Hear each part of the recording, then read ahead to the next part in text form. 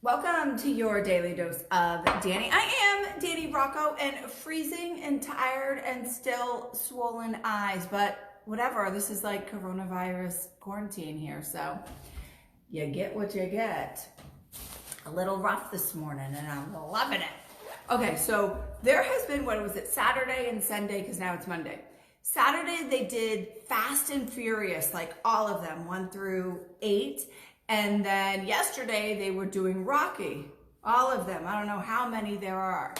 And I'm sitting here and I'm watching all of them as I'm like cleaning and working and whatever. They're kind of in the background. I'm like, these are the most romantic movies. They get the guys in with all the action and, you know, Fast and Furious with the car chases and Rocky with the boxing and everything. But when you look at it, they are the most romantic movies.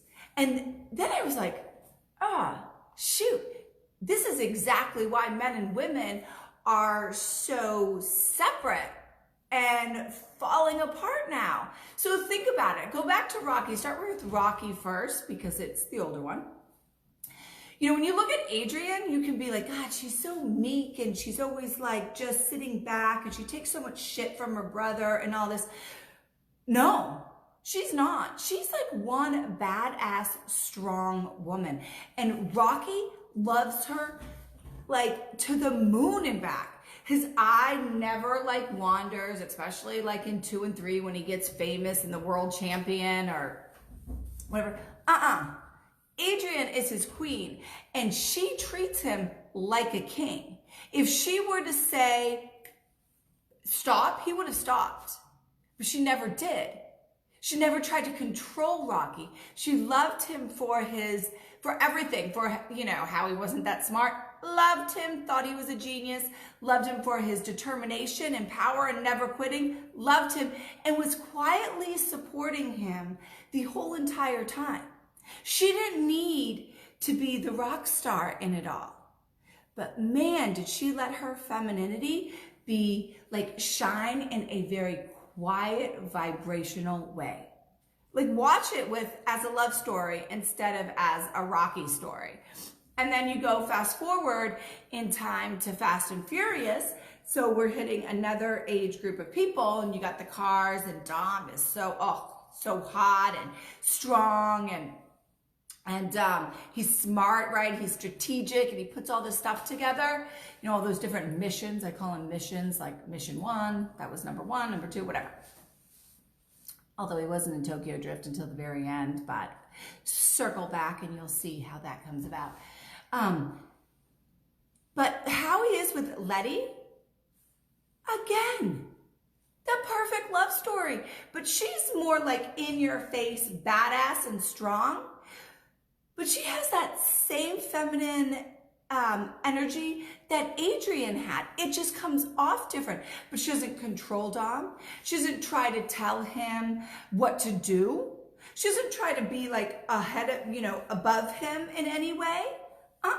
She supports him no matter what he does. She's right there when they think that he goes rogue. I forget what number it is, maybe 8. She's like, no, he didn't. She never believed it. Never. Even when like physical proof was there, she stood by him.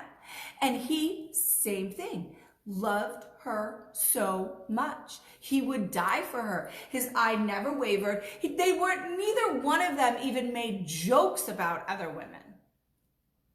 That's freaking sexy as hell. And we don't do that anymore. You know, there's way too many jokes about like, especially now being home. What do you want to be? Would you rather be A, home with your wife, B, right? That puts a subconscious like ickiness on your relationship. And I'm thinking, and I always think to myself, guys and girls that are doing that are subconsciously degrading who you're with. Oh, how good's your relationship really? Would you, no matter amount of money or amount of hotness that comes your way, would you easily be swaying? Swaying? Whatever that word is. I don't know. Because we do not allow ourselves to like thrive in our feminine power, which is flippin' feminine, what we do is we try to use it to control the masculine. And we don't let the masculine thrive. We're supposed to support them, but in supporting them, that does not mean we're below them. Duh, people. Say that like in the most loving way.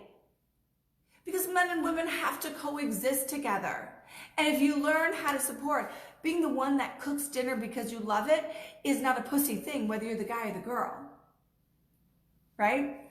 Doing like the trash and fixing things, whether you're the guy or the girl. But inside,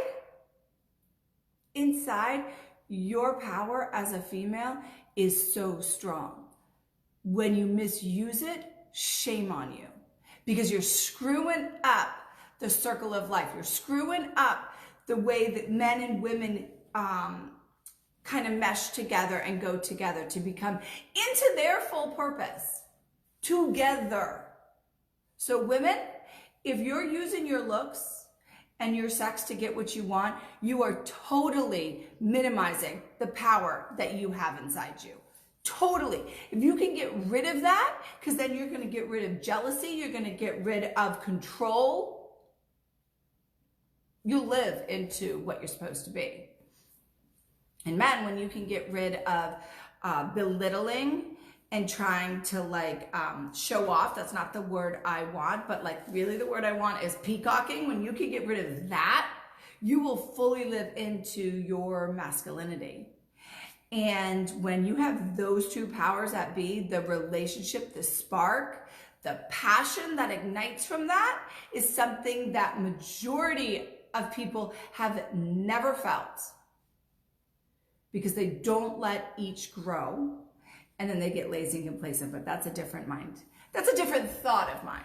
So enjoy your day being at home cooped up. If you're in the Northeast, get ready for some great snowstorm. It's cold and the snow is coming, baby, and I will see you on the other side.